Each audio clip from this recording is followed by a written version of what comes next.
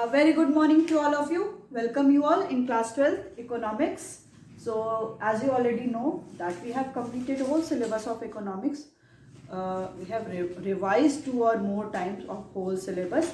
So we have already completed the macroeconomics and the Indian economic development. So from the previous 2 or 3 classes we were started the solve the latest CBSE sample paper of year 2020, which is issued by the CBSE. Okay, so we have already discussed the general instructions of the as well as your paper pattern, so how much question will come in your exam, and the numbers which is allotted for the question we have already discussed. So the question which is the total number of question which is coming in your examination, that is 34, and the total marks, maximum marks is 80, and the question of each marks is like one is divided into 1, 3 marks, 4 marks and the 6 marks, and the word limits are also there. Okay, so we have started with the section A. Section A, that is macroeconomics, right? So we have already discussed till the question 10. That means 1 to 10 is carrying the 1 mark each. So first we have discussed the inventory is a concept and the change in inventory is a concept. Okay, so you have to fill here ki inventory is stock or the flow, or the change in inventory is a stock or flow. तो ये हमने discuss कर लिया था. Inventory क्या होता है आपको स्टॉक है, पता है, पॉइंट ऑफ टाइम की बात करता है, और फ्लो क्या है, वो पीरियड ऑफ टाइम की बात करता है. तो चेंज इन इन्वेंट्री क्या हो जाएगा, वो फ्लो हो जाएगा. नेक्स्ट क्वेश्चन हमने डिस्कस किया था, if an economy the value of net factor income from abroad is ₹200 crore and the value of the factor income to abroad is 40 crore. Identify the value of the factor income from abroad. हमें पता है net factor income NFIA, net factor income from abroad, ये किसके equal होता है? ये हमें पता है factor income received from abroad minus factor income paid to abroad. ठीक, so factor income received from abroad minus factor income paid to abroad. Paid to abroad, आपको आपके क्वेश्चन में NFIA दिया था, इनकम पेड टू अब्रॉड दिया था, इसमें ये वैल्यू थी 200 is equal to received minus paid की वैल्यू थी आपकी 40. So factor income received from abroad ये कितना हो गया था, 240 रुपीज, 240, राइट. नेक्स्ट क्वेश्चन था दैट इज कोविड से रिलेटेड था, ये हमने डिस्कस भी कर लिया था. In the present COVID-19 times, many economists have raised this concern that the Indian economy may have to face a deflationary situation due to reduced economic activities in the country. Suppose you are a member of the high-powered committee constituted by the RBI. So you have suggested that as the supervisor of the commercial bank, increase or decrease of the money supply be ensured by the RBI. तो यहाँ पे हमने देखा था restrictions लगेगा money supply पे कि release होगा. तो डेफिशिएंट डिमांड की कंडीशन है, तो यहाँ पे क्या करना है, एम्प्लॉयमेंट इनकम को ज़्यादा करना है, डिस्पोजेबल इनकम को ज़्यादा करना है, तो there should be a release in the money supply. तो आंसर क्या हो जाएगा आपका, रिलीज हो जाएगा.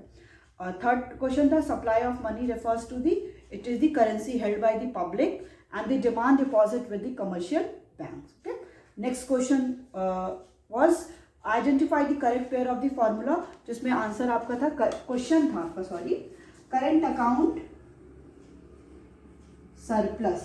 तो करंट अकाउंट सरप्लस कब होगा, when receipt is more than the payment और एक्सपेंडिचर. जब रिसिप्ट क्या हो जाएगी, गवर्नमेंट की receipt is more than the government payment, so that condition is current account surplus. वो करंट अकाउंट सरप्लस की कंडीशन हो जाएगी. नेक्स्ट था आपका identify which of the following statement is true. जो क्वेश्चन किससे रिलेटेड था, fix exchange rate system, floating exchange rate system और द मैनेज फ्लोटिंग. तो फिक्स एक्सचेंज रेट सिस्टम क्या होता है, the system the rate which is determined by the government. Government क्या करती है एक्सचेंज रेट का कि $1.70 होगा, $1.80 होगा, तो ये कौन डिटरमाइन करता है, गवर्नमेंट डिटरमाइन करती है। फ्लेक्सिबल एक्सचेंज रेट सिस्टम क्या होता है, the rate is determined by the market forces, जो भी मार्केट फोर्सेज हैं that is demand and supply, उनके थ्रू क्या होता है, डिटरमाइन होता है। Last one is manage floating. Manage floating it is the combination of the both, combination that means fix exchange and floating का, ठीक है। फिक्स इसमें क्या होता है, पहले जो भी मार्केट फोर्सेज है डिमांड एंड सप्लाई वो डिटरमाइन करते हैं, बट जब उनसे फिक्स नहीं हो पाता है देन गवर्नमेंट इंटरवेन करती। गवर्नमेंट किसको दे रखी है, कौन इसको इंटरवेन करता है, in that case RBI, the central bank of the country. तो आरबीआई है वो क्या करती है, इंटरवेन करती है, वही जो रेट है उसको डिटरमाइन करती है, ठीक है। नेक्स्ट क्वेश्चन था, in an Indian real estate company received rent from the Google in the New York sorry. तो इंडियन रियल एस्टेट कंपनी है वो रेंट रिसीव करिए कहाँ से, गूगल से, जो न्यूयॉर्क में है। गूगल इन न्यूयॉर्क में ही है उनका ऑफिस, वहाँ से वो रेंट रिसीव कर रही है, इंडियन रियल एस्टेट कंपनी है। तो ये किस साइड में होगा, ये कह रहा है कि बीओपी के बैलेंस ऑफ पेमेंट के किस साइड में रिकॉर्ड होगा। तो ये हमारे लिए प्रॉफिट है, तो क्रेडिट साइड में रिकॉर्ड होगा of the current account, because the income from the investment से इनकम हो रही है। नेक्स्ट जो टॉपिक था, नेक्स्ट था आपका एक पैसेज दिया हुआ था, उस पैसेज में different several questions were there, 4 question थे। एक पैसेज दिया है छोटा सा, आपको पैसेज को पढ़ना है, उससे रिलेटेड 4 क्वेश्चन होंगे, और वो 4 क्वेश्चन आपको आपकी जो बुक पढ़ रहे हो अपनी मैक्रो इकोनॉमिक्स, उसी के बुक से ही सारे रिलेटेड क्वेश्चन है। ऐसा नहीं है कि पता ही नहीं चलेगा कि ऐसी केस में क्या होगा, जो चीज़ आपकी बुक में ऑलरेडी मेंशन है वही सारे इसके क्वेश्चंस हैं, ठीक है। तो पहला था कि cut in repo rate by the RBI is likely to. अब जब रेपो रेट आरबीआई क्या कर रही है, कम कर रही है, तो इसका मतलब है कि मनी सप्लाई क्या होगा, डिमांड मनी सप्लाई भी ज़्यादा हो जाएगा। इससे क्या होगा, जो भी लोगों के पास क्या है, डिस्पोजेबल इनकम, लोग ज़्यादा से ज़्यादा लोन लेंगे, जब लोन लेंगे तो लोग इन्वेस्टमेंट भी करेंगे, इसलिए क्या होगा, अगर रेपो रेट कम हो रहा है तो increase in the demand for the goods and services. Next question था question number 8, that is decrease in the cash reserve ratio. जब कैश रिजर्व रेशियो क्या हो रहा है, डिक्रीज कर रहा है, विच विल लीड टू, वो लीड क्या करेगा, वो लीड करेगा rise in AD, rise in aggregate demand. Aggregate demand क्या हो जाएगी, वो राइज कर जाएगी, क्योंकि कैश रिजर्व रेशियो कम होने का मतलब है कि हम लोग को क्या करना है, मनी सप्लाई इकोनॉमी में ज़्यादा करना है, तो लोग ज़्यादा लोन लेंगे तो इन्वेस्टमेंट करेंगे, पैसा इन्वेस्ट करेंगे तो more and more income generation होगा, देन देयर इज, जब इनकम जनरेशन होगा there will be rise in aggregate demand. Next question था आपका, the different by which actual AD, जो एक्चुअल एडी है, actual AD is more than, is exceed to the AD here the required AD. जब actual AD ज़्यादा हो जा रही है एग्रीगेट डिमांड से, दैट सिचुएशन आपकी इन्फ्लेशनरी सिचुएशन होगी और दी डिफ्लेशनरी सिचुएशन। हमें पता है when AD is more than the, when AS और the actual AD is the more than the required AD, this condition is called the excess demand और the inflationary gap. तो ये आपका क्या हो जाएगा, इन्फ्लेशनरी गैप हो जाएगा। So you have to fill only the inflationary gap. Next or the last question which I have already discussed, the impact of excess demand under the Keynesian theory। जो Keynesian theory हमने पढ़ा है income output employment में, तो excess demand का income output employment पे और price पे क्या इफेक्ट होगा, क्या उसका इम्पैक्ट होगा। तो हमें पता है एकदम सिंपल कि जब ऑलरेडी इकोनॉमी में क्या है, फुल एम्प्लॉयमेंट की कंडीशन है, फुल एम्प्लॉयमेंट मतलब ओवर फुल एम्प्लॉयमेंट की कंडीशन है, not a full employment, over full employment की कंडीशन है, तो वहाँ पे क्या होगा, एम्प्लॉयमेंट कोई जनरेट नहीं हो सकती, बिकॉज जितने लोगों को एम्प्लॉयमेंट चाहिए थी उससे ज़्यादा लोग एम्प्लॉयड हैं। जब एम्प्लॉयड है तो there will be no change in the employment. Next क्या आता है, आउटपुट। आउटपुट पे जब ऑलरेडी लोग एम्प्लॉयड हो चुके हैं, अब और एम्प्लॉयड नहीं कर सकते हैं, तो अल्टीमेटली आउटपुट का प्रोडक्शन नहीं होगा, तो there is no change in employment and output, इन दोनों में कोई चेंज नहीं होगा। अब इन दोनों में कोई चेंज नहीं हो रहा है तो अल्टीमेटली पूरा प्रेशर किस पे आ जाएगा, प्राइस पे आ जाएगा, ठीक है। प्राइस को क्या करना पड़ेगा, इंक्रीज करना पड़ेगा। So there is no change in the employment and output, but but increase in price level. तो आपके में ऑप्शन यही दिया हुआ है कि क्या होगा एक्सेस डिमांड की. तो आप एक लास्ट ऑप्शन है, that is no change in the output and employment but increase in the price level. General price level क्या हो जाता है, इंक्रीज कर जाता है. और जैसे ही जनरल प्राइस लेवल इंक्रीज हो जाता है, it leads to the inflation in the country. Country में क्या हो जाता है, इन्फ्लेशन आ जाता है. ठीक है, यहाँ तक हम लोगों ने लास्ट क्लास में डिस्कस कर लिया था. जो ये पूरे क्वेश्चंस आपके 10 मार्क्स के थे. अब जो हम लोग क्वेश्चन स्टार्ट करेंगे वो क्या होंगे, 3 मार्क्स के होंगे of your macro economics. Okay, so let's get started.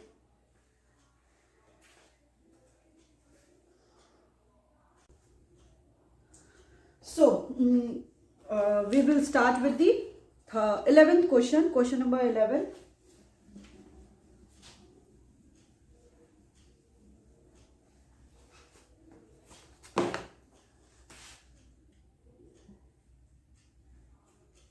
Okay, so state with valid reason which of the following statement is true or false. ठीक है, अब ये जो क्वेश्चन नंबर 11 है वो आपका कितने मार्क्स का होगा, 3 मार्क्स का होगा. तो आपको उसके अकॉर्डिंग क्या करना है, आंसर लिखना है. तो इसमें ये 2 स्टेटमेंट दे दिया है. उन 2 स्टेटमेंट को कह रहा है कि ये आपको आइडेंटिफाई करना है ये ट्रू है या फॉल्स है. अगर ट्रू है तो क्यों ट्रू है, अगर फॉल्स है तो क्यों फॉल्स है. ठीक है, तो सबसे पहले हमें आइडेंटिफाई करना पड़ेगा इज इट ट्रू और फॉल्स. सो दे रहा है gross value added at market price and GDP at market price are one and the same thing. ठीक, कह रहा है GVA, इसका A part, gross value added at market price is equal to gross domestic product at market price. क्या GVA MP GDP MP के equal है. देखिए, अब अगर जब हम लोग वैल्यू एडेड मेथड से बढ़ते हैं वैल्यू ऑफ, तो हम लोग हमेशा क्या लेते हैं, GVA MP oblique GDP MP, क्योंकि हम लोग इन दोनों से क्या कैलकुलेट करते हैं, GDP. तो हम लोग इसका फॉर्मूला लगाते हैं वैल्यू ऑफ आउटपुट और GVO MP minus intermediate consumption, that is IC. But almost they are same. But अगर हम लोग एग्जैक्टली की बात करते हैं तो ये दोनों सेम नहीं होते हैं, बिकॉज जो GDP MP होता है ये ब्रॉडर कंसेप्ट होता है as comparison to GVA MP. Because in the case of GVA MP we include और we calculate the any individual producer और द इंडिविजुअल फर्म और एनी इंडिविजुअल सेक्टर. हम GVA MP क्या करते हैं, एक इंडिविजुअल सेक्टर का या इंडिविजुअल फर्म का कैलकुलेट करते हैं. But when we talk about the GDP MP तो ये क्या होता है, ये sum of all the producers, sum of all the sectors. किसी किसी क्वेश्चन में आपने देखा होगा कि कहता है कि कैलकुलेट GVA MP और दी GDP MP और आपका कंट्रीब्यूशन और value of output primary sector का, सेकेंडरी सेक्टर का, टर्शियरी सेक्टर का, सबका दिया रहता है. जब हम इन सारे सेक्टर का सम करके जो कैलकुलेट करते हैं वो होता है आपका GDP MP. और GVA MP क्या होता है, वो किसी एक सिंगल एक प्रोड्यूसर का या सिंगल सेक्टर का जो हम इंक्लूड करते हैं और जो कैलकुलेट करते हैं वो होता है GVA MP. तो इसमें अगर क्वेश्चन आता है तो आप लिखोगे फॉल्स, पहले लिखोगे false. Both are almost same but not actual. पूरा ये सेम नहीं है, नॉट होली, बट ये क्या है, not as a whole they are not equal but almost same but they are different. तो आप यही बताओगे कि GDP एट MP क्या होता है, वो ब्रॉडर कंसेप्ट होता है as comparison to GVA MP. Because GVA MP हम जब कैलकुलेट करते हैं तो value of output of all the sectors लेते हैं माइनस IC लेते हैं. और जब भी हम बात करेंगे GDP तो इसमें sum of all the sectors, all the producers who are in the economy during a period of time. किसी भी पीरियड ऑफ टाइम पे जितने भी प्रोड्यूसर्स हैं, फर्म हैं, उनका जब हम सम करते हैं तब हम लोग क्या कैलकुलेट करते हैं, gross domestic product at market price. तो फर्स्ट का आंसर क्या हो गया आपका, फॉल्स.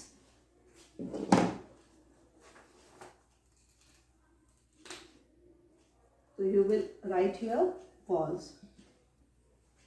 ठीक, अब इसमें भी देखिए कह रहा है कि as GDP is the result of sum of all the GVA by all the producer unit in an economy during an accounting year, ठीक है, क्योंकि GDP क्या होता है, वो रिजल्ट किसका होता है, सम ऑफ ऑल दी GVA, जितने भी ग्रॉस वैल्यू एडेड हैं उनके सम जो होता है वही आपका क्या हो जाता है, GDP MP of all the producer sectors in an economy during an accounting year, ठीक है। तो पहला आपका क्या हो गया, फॉल्स। सेकेंड कह रहा है intermediate goods are always durable in nature, क्या जो इंटरमीडिएट गुड्स होते हैं वो ड्यूरेबल होते हैं नेचर में, intermediate goods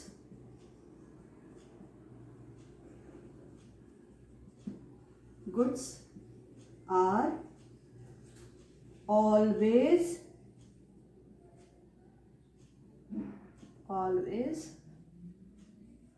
durable in nature। तो ये भी आपका क्या है पता है, देखिए क्या इंटरमीडिएट गुड्स हमेशा ड्यूरेबल होते हैं, नहीं, क्योंकि इंटरमीडिएट गुड्स क्या होते हैं, वो सारे गुड्स होते हैं जो फर्दर प्रोडक्शन के लिए हम लोग यूज करते हैं। जब भी हम कोई फाइनल गुड्स प्रोड्यूस करते हैं तो इंटरमीडिएट गुड्स क्या होते हैं, दे लूज देयर आइडेंटिटी, अपनी आइडेंटिटी क्या कर देते हैं, वो लूज कर देते हैं। फॉर एग्जांपल हमको कोई अल्टीमेटली कोई बिल्डिंग बनाना है, ठीक है, अब बिल्डिंग में जो भी डिफरेंट सीमेंट्स लग रहे हैं या ब्रिक्स लग रहे हैं, तो वो उस केस में क्या है, एक अल्टीमेट फाइनल गुड्स प्रोड्यूस करने में ये जो भी इंटरमीडिएट गुड्स लगाए वो अपनी आइडेंटिटी को लूज कर देते हैं, क्योंकि अल्टीमेटली हमको कोई फाइनल गुड्स को प्रोड्यूस करना है।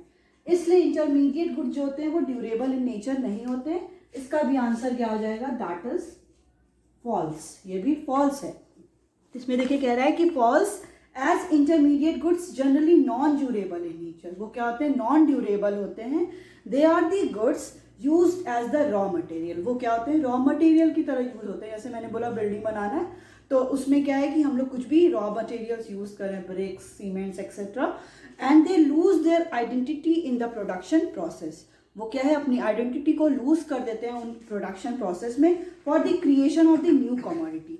न्यू कमोडिटी को क्रिएट करने में वो अपनी क्या है, जो भी उनकी अपनी आइडेंटिटी है वो लूज कर देते हैं ड्यूरिंग एन अकाउंटिंग ईयर, किसी भी एक अकाउंटिंग ईयर में। तो 11th क्वेश्चन का ए पार्ट में क्या था कि GVA gross value added at market price and gross domestic product at market price are same and equal, तो इसका आंसर था फॉल्स, नहीं होते हैं, बिकॉज GDP MP क्या होते हैं, it is the sum of all the producers, sum of all the GVA MP gross value added at market price, और GDP MP क्या होता है, वो ब्रॉडर कॉन्सेप्ट होता है as comparison to GVA MP।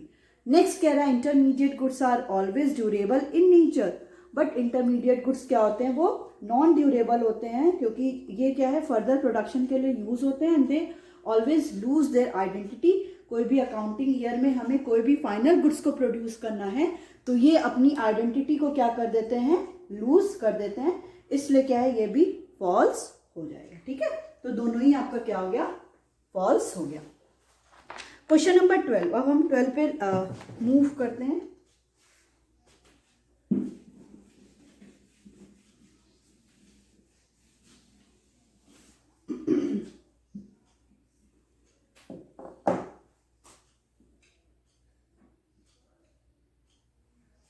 Question number 12 कह रहा है state, I think 12 is also of, 12 भी 3 मार्क्स का क्वेश्चन है।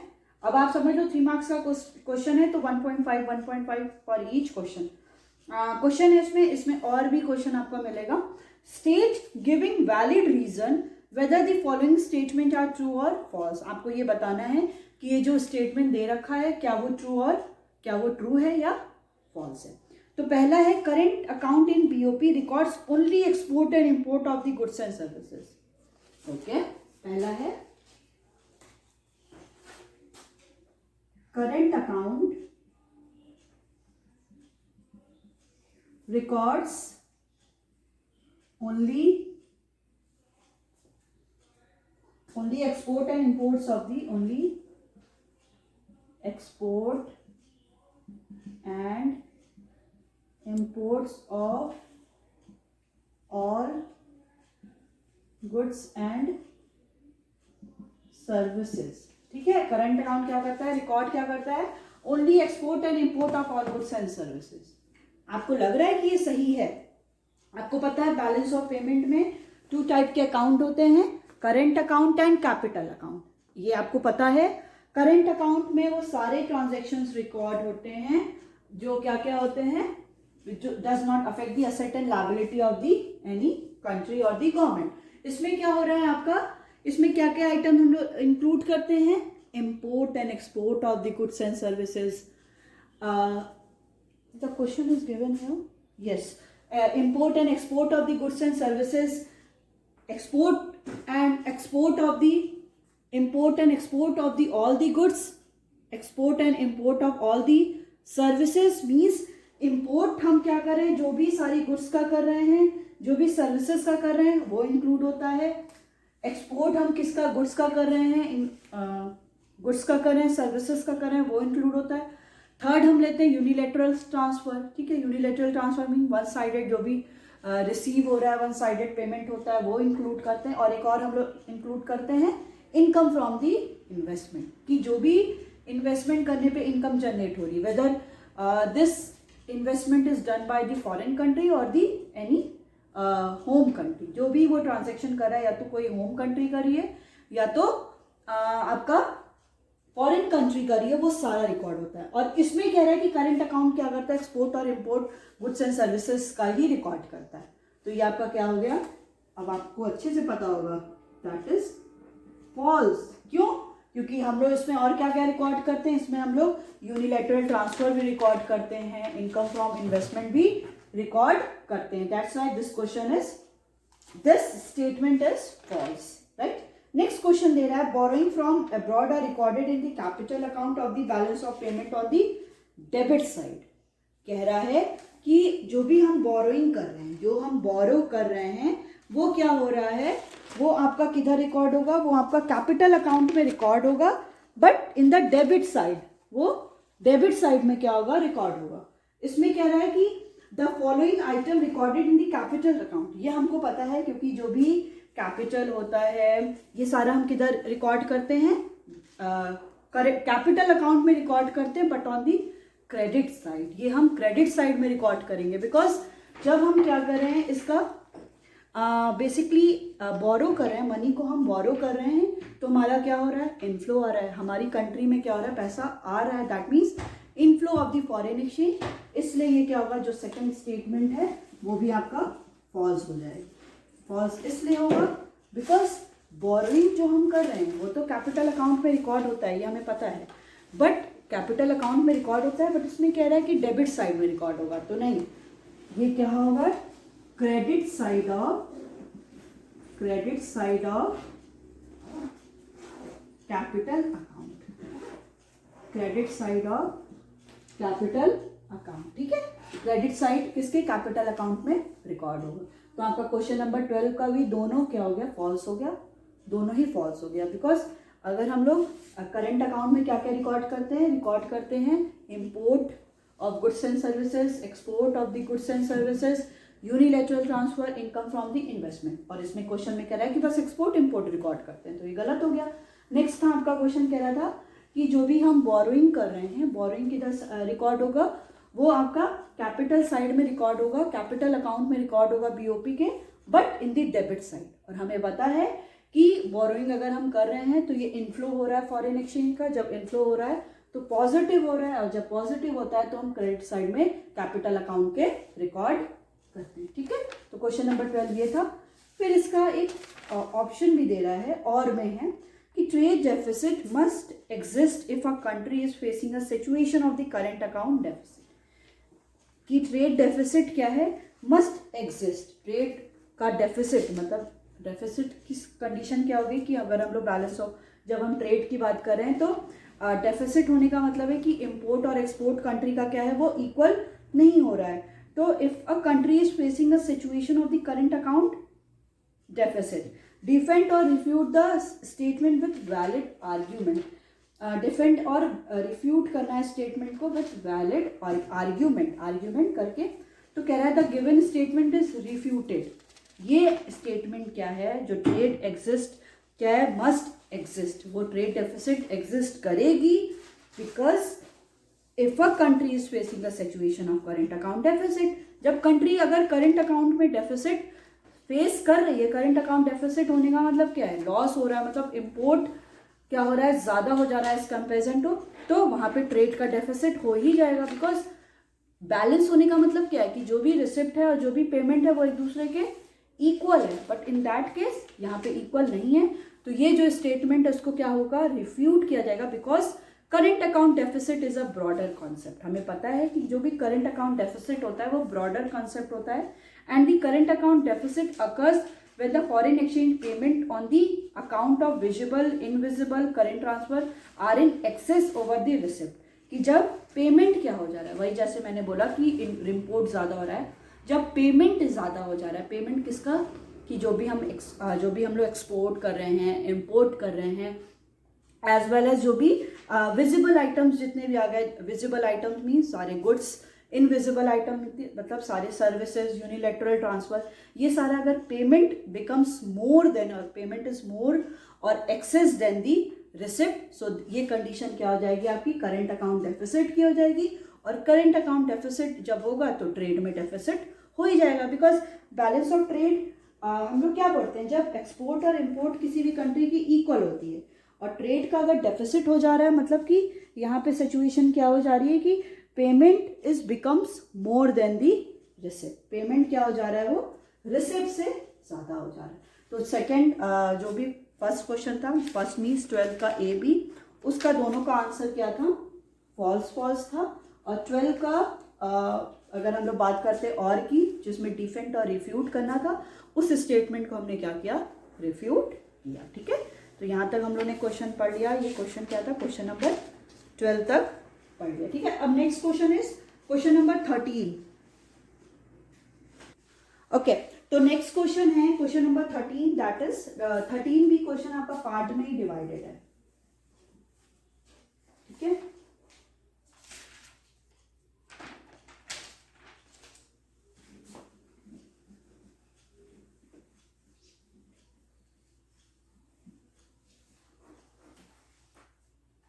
क्वेश्चन नंबर 13 कह रहा है it is also divided into 2 part. Question number 13 आपको पता है ये कितने मार्क्स का होगा, 4 मार्क्स का क्वेश्चन होगा। ठीक है, 2 क्वेश्चन आपके 3 मार्क्स के थे, अब 4 मार्क्स के क्वेश्चन हो जाएंगे 3 क्वेश्चन, 13, 14 और 15। ठीक है, तो इसमें 2 क्वेश्चन है। फर्स्ट है कि डिफाइन मनी मल्टीप्लायर। एक तो सबसे बड़ी बात है कि आपको ये जानना बहुत ज़रूरी है कि मनी मल्टीप्लायर और investment multiplier both are different. आप लोग दोनों को एक ही बना देते हो।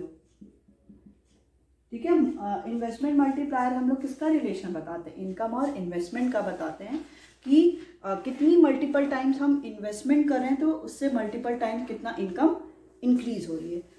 मनी मल्टीप्लायर बताता है कि अगर कुछ भी हम डिपॉजिट कर रहे हैं, कुछ भी इन्वेस्टमेंट कर रहे हैं, तो मनी कितना मल्टीपल टाइम्स इंक्रीज हो रहा है। तो इसका फॉर्मूला क्या होता है आपको पता है, money multiplier equal to 1/LRR, legal reserve ratio. Legal reserve ratio आपको एकदम आई थिंक सो आपको पता ही होगा। LRR क्या होता है कि कोई भी सेंट्रल बैंक क्या कहती है, सेंट्रल बैंक कहती है कि हर एक बैंक को अपना मिनिमम डिपॉजिट अपने पास क्या है एज अ रिजर्व रखना मैंडेटरी, इसलिए क्योंकि अगर बैंक क्या करी, बैंक का मेन 2 फंक्शंस है, वो डिपॉजिट को एक्सेप्ट करती है और लोन प्रोवाइड करती है। अब बैंक क्या करेगी, पूरा ही अगर वो मनी, अगर जितना भी उसने डिपॉजिट में लिया उसको वो पूरा ही क्या कर देगी, लोन पे दे देगी, तो कल अगर कोई आता है कि अपना पैसा वापस लेने, तो वो कहाँ से देगी। इसलिए bank, central bank, reserve bank of India एक रेट डिटरमाइन कर देती है, उस रेट के अकॉर्डिंग हर एक बैंक को क्या है उतना रिजर्व अपने पास रखना एकदम मैंडेटरी है। इसी को बोलते हैं LRR, लीगल रिजर्व रेशियो। अब जितना ज़्यादा आपका लीगल रिजर्व रेशियो होगा, मनी मल्टीप्लायर उतना कम होगा।